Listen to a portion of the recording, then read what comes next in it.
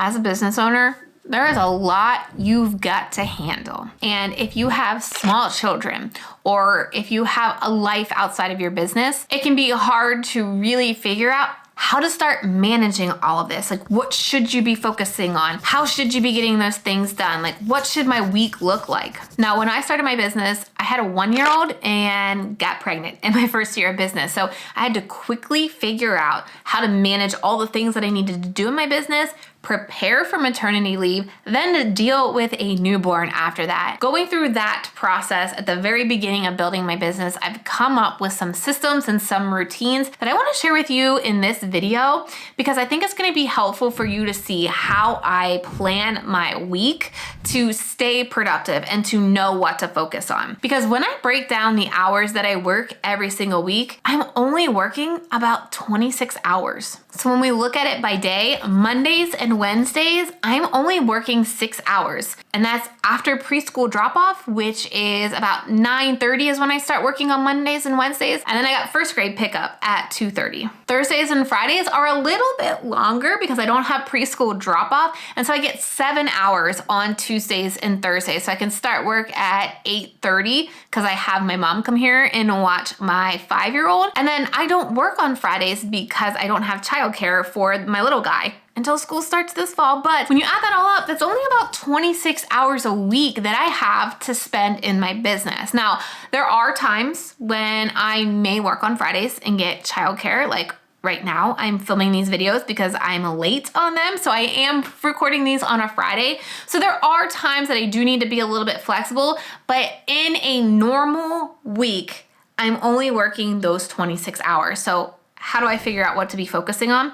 So I'm gonna dive into. Before I can actually show you my weekly planning routine and what I do to plan my week, it's important to understand that I plan 90 days in advance. So I like to plan in quarters. So January, February, March, I have planned. April, May, June, I have planned, and so on and so forth. And so if you're curious about how I really plan 90 days out and what that process looks like, I'm hosting a free private training called How to Create Consistent Monthly Revenue in Your Business. It is a private training, so you will need to go to trinalittle.com/private training to apply. Once you apply, we will be in contact with you for the next steps. But this has never been really covered by me before. I'm talking about planning and your funnel and your content and how these things all work together. So this weekly process will show you how I do this by week, but I'm only able to dive into the weeks once I know what my 90 days looks like. And I'm gonna be talking about that in that private training. So make sure you apply trinalittle.com/private training. The reason that I plan out 90 days is because there are certain projects that I need to figure out what I'm working on during that quarter. Like if I'm just coming out of the gate thinking I'm gonna work on all these projects, I'm quickly going to burn out. Been there, totally learned from my mistake. And so when I'm looking at 90 days, it helps me realize what projects am I actually going to be focusing on so that I can then start breaking that down into what that looks like in my weeks. I love putting this all into Asana because I can color code my projects. And then when I look at my Asana calendar, I can see by color, okay, am I working on this program during this week? Am I working on my content during this day? And so it just makes it so much easier for me to visualize, but I need to know that 90-day plan first. The first thing that I do every single Thursday is I will lock my calendar for that next week. So I have, call links out there that people can book calls with me, people can schedule calls, and I wanna make sure going into the weekend that I'm not gonna be surprised on Monday morning with phone calls. This is, again, a lesson that I've learned from. And so every Thursday before I wrap up my day, I go into my Google Calendar and I just block out that next week. I literally put at the top, it says locked, and I mark myself busy so nothing can be added to my calendar for that next week. Now, I generally then like to plan for the week that Thursday after I've locked my calendar. Sometimes Thursdays can get a little bit busy, so I will also work on this on Sunday. The first thing that I'm looking at are things that are set in stone, or like family things. So there are certain calls that I have every single week. So those are immediately, Mondays at noon, Wednesdays at noon. Then I'm looking at, okay, are there any doctor's appointments? Are there any dentist appointments? Are there any things that I already have scheduled? So now I can see how much I have on my calendar. And yes, I like to color code this in Google Calendar. The reason why I do this in Google Calendar is because, again, I can link this up with my husband so he can see what's going on. I can link this up with my scheduling calls as well. My team can see it. And so I just like Google Calendar for that purpose.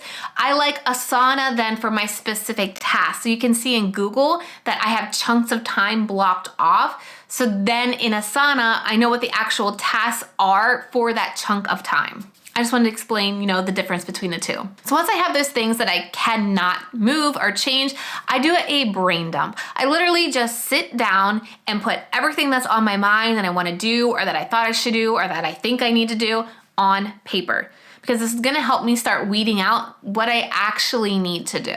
I like to take a look at my previous week to see if I got completed my daily big 3. I've been using the Full Focus Planner for almost a year now, and I do really enjoy the system in this planner. And so I'm able to look at this and see, okay, what didn't I get done last week? Do I need to pull it forward to the next week, or is it something I should probably just forget about it, maybe put it on a list for later? So once I have this massive list, normally, I go through it and I start evaluating, is this something that needs to be done or not? Can I get somebody on my team? Now, if you are a team of 1, you need to look at this as, will this task help me achieve the goal that I have?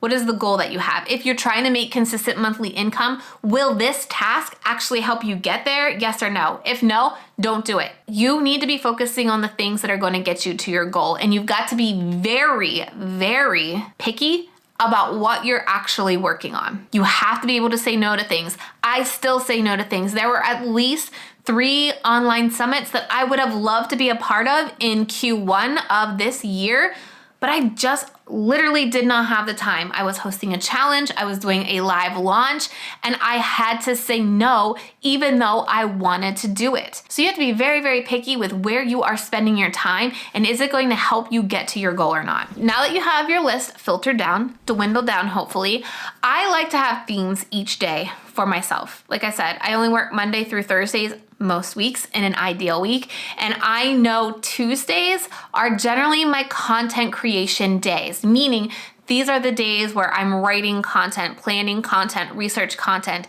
I don't need to have my hair and makeup done because it's not the day I'm on video.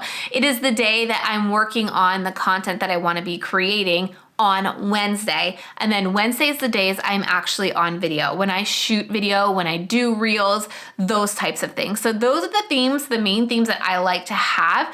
On Mondays, they generally tend to be team and admin things. So I have my team call, I check in on our clients, I kind of filter out my email box, I see, what kind of admin things need to be done. And then on Thursday, I leave that as my wiggle room day. I don't put anything in that day, but it allows me to have a catch-up day.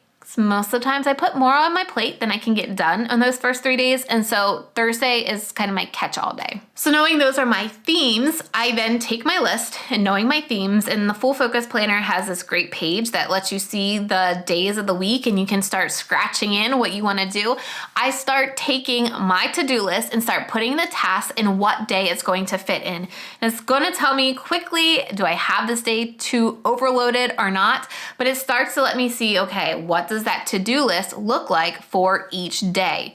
Is it going to be way too much? Do I need to cut something down even after that first process? This will take me about 30 to 40 minutes, but it saves me so much time throughout the week because then I know when I sit down at my desk exactly what I'm working on. I can communicate to my team on our team call on Mondays that this is what I am working on. So they know, if they want to jump in and help, or they know not to bother me. We all just have a clear idea of what we are working on. And then the most important part is to get it into my Asana, because these tasks are usually in Asana anyways because they are associated with a bigger project. So as long as they're in Asana, then I set those due dates for when they're actually going to get done. So I can sit down, I can look at my Asana, or I can put my big 3 in my Full Focus Planner because again, I still like to write. I still like putting pen to paper. And so I still put my big 3. Like I said, try to keep every day to just 3 tasks. Because if you're only working 4 to 6 hours a day, it's probably all you're going to be able to realistically get done. So the more you do this process and the more you kind of track it, like I do in my Full Focus Planner, it allows me to see what I can realistically get done in a day. Because if you aren't sure, start tracking it. Start seeing, okay, this week I had planned on Monday, Tuesday, Wednesday, Thursday, these things. What did I actually get done? What didn't I? How much time did one particular project take me? Is it more than I expected, less than I expected? Because on that Thursday, I'm also reflecting on my week. What worked? What didn't work? What took too long? What took longer than expected? I know personally, anytime I've got to write things like sales pages, I have a huge block on writing these. So it's going to take me probably the entire day. So if I know I need to write a sales page, I gotta block that whole day for that sales page because that is just how my brain functions. I'm telling you, I get asked all the time by my entrepreneur friends like, Trina, how do you get so much done? Are you not sleeping? Like, how do you know what to do? This is the process.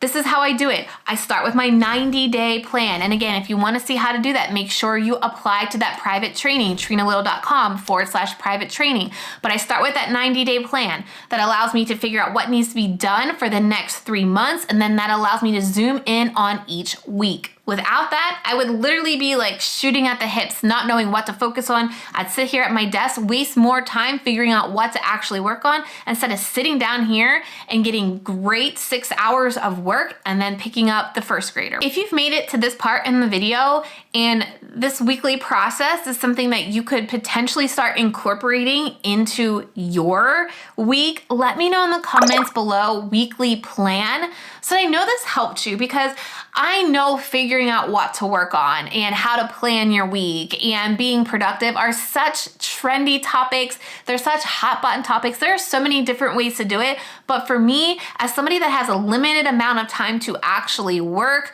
while we don't have kids full time in school, this has been the way I have done it for over 4 years. And this has been the process that has allowed me to have Fridays off, have the weekends off, and continue to scale my business in a way that most of the time I'm not overwhelmed and stressed. But I mean, that's not all the time. Trust me, there are plenty of times I'm overwhelmed and stressed, but this has allowed me to stay, grounded, to stay focused on what to actually work on instead of like that squirrel syndrome and scatterbrainedness. And if you're still struggling to figure out how to get consistent with creating content, watch the video that's on your screen right now, because I'm gonna walk you through a complete process on how to start getting consistent with creating content in a way that makes sense. Like no secret hacks, no secret tips, but something that will allow you to stay consistent for months and years to come. So click on that video and I'll see you in it.